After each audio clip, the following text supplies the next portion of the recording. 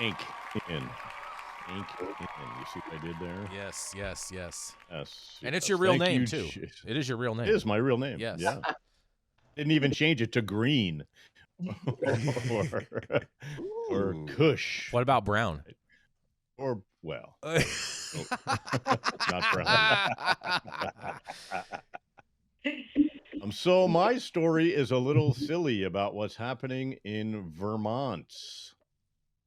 Concerned neighbors complain about ducks working on a Vermont cannabis farm. People don't have anything else to complain about. There is reportedly a small but notable kerfuffle. I just love saying that word. Taking place in a small Vermont town surrounding one man, his weed farm, over 24 ducks being used to fertilize the plants. Vermont cannabis farmer has attracted some unwanted attention from his community and neighbors to some unconventional employees on his cannabis farm. 30 ducks of all shapes, sizes, and breeds. Jason Struthers of Essex Junction, Vermont, grows 100 licensed cannabis plants at his property, uses duck manure to fertilize those plants. After he bought them to use as meat, opted to let them hang out a while instead. Struthers said, I actually bought the ducks initially to use them as meat. I became too attached to them too quickly. Didn't want to slaughter them all. And I was also very new to the process and didn't really understand it. So I just incorporated it into a permaculture. There's told High Times that duck manure is more useful to him than other fertilizer options because of the speed at which it's ready to use in his garden. Said this came in handy, particularly during COVID-19 pandemic, when supplies across all economic sectors were scarce and highly inflated. Said, I have created duck permaculture. Duck manure is one of the few that can be added directly to the gardens without compositing or fermentation. Been able to create the vast majority of my organic fertilizer needs with the ducks. In COVID, organic fertilizers, everything actually, were scarce and extremely expensive. I was able to avoid all that with my ducks. There's has over 7 varieties of ducks now, and his cannabis farm appears to be running strong. However, some of his neighboring community members have voiced their concerns both to Struthers and to community leaders about both the smell of the cannabis and the sound of the ducks. I think it would be the other way around. I have ducks of several different varieties: Pekin, Muscovy, Khaki Campbell, Yuga, Poofy Heads, Swedish Blue, and hybrids of each. Neighbors want me to move because they are very sensitive to the smell and sound. Don't like my cannabis or my ducks. Struthers Cannabis Farm is in a bit of a gray area because you're technically not allowed to have a farm in his neighborhood. Struthers lives in an R1 zone, which does not allow for farms, but his cannabis cultivation license originally protected him from having to relocate his ducks in a ruling by the Essex Junction Development Review Board. However, the Vermont Agency of Agriculture officially designated Struthers' property a farm in May of this year, which caused the review board to reverse their decision during a review of the case in September. They told Struthers he could keep his cannabis plants. The ducks had to go. Of Struthers' neighbors, who is currently involved in litigation against Struthers and his mallard companions, that Struthers' cannabis farm has made life rather unpleasant for those living around him.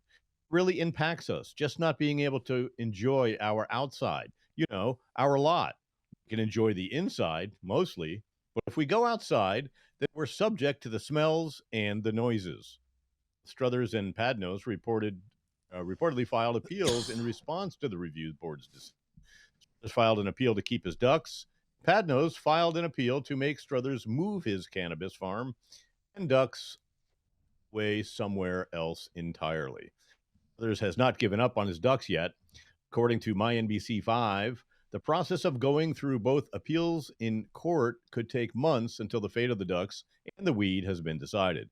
However, the court could decide to fine Struthers as much as $200 a day while the proceedings take place if he opts to keep his ducks. 270 was specifically tailored to protect people like me from municipalities like the city of Essex Junction. It cannot make me stop cannabis farming unless the legislation is changed, they said. Also added, the city council recently drafted a letter to representatives asking to do just that. will be writing the same legislators, asking them to maintain the protections of Bill H-270 provides to small cultivators to strengthen them. That's what's happening in Vermont. There is a ducking problem, and I just think it's silly that it even made the news.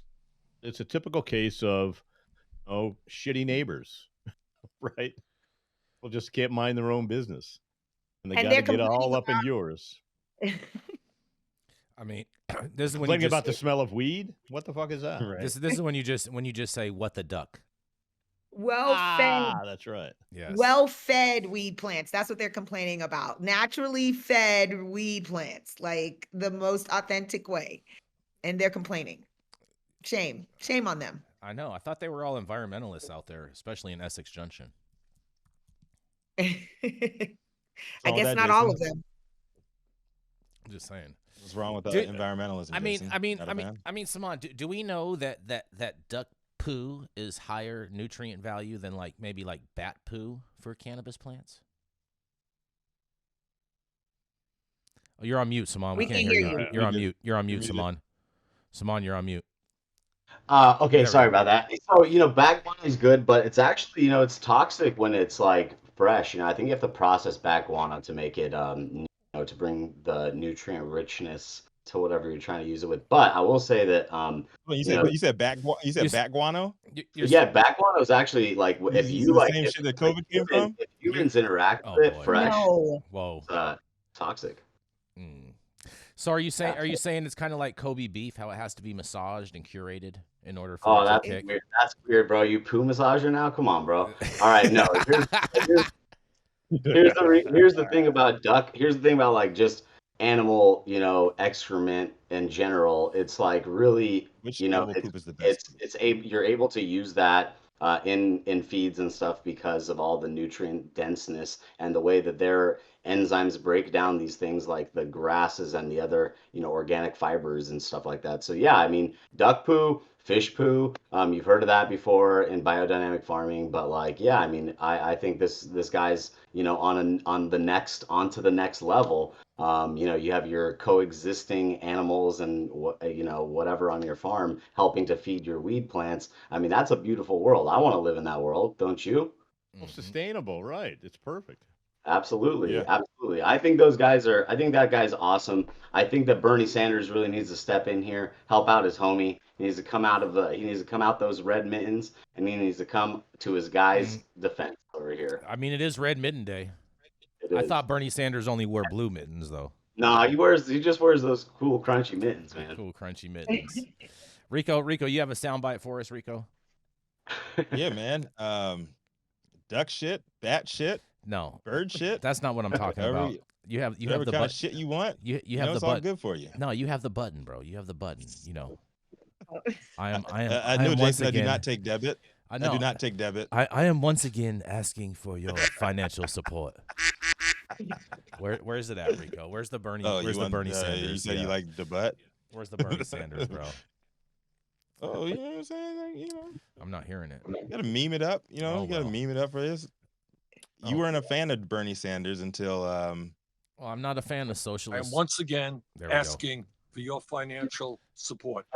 There we go. There we go. Now, are you happy? Yeah. Now I feel like we can put this story to bed. We're gonna go to a commercial. It didn't happen quite as quick as a shit through a goose. Yes. Oh boy.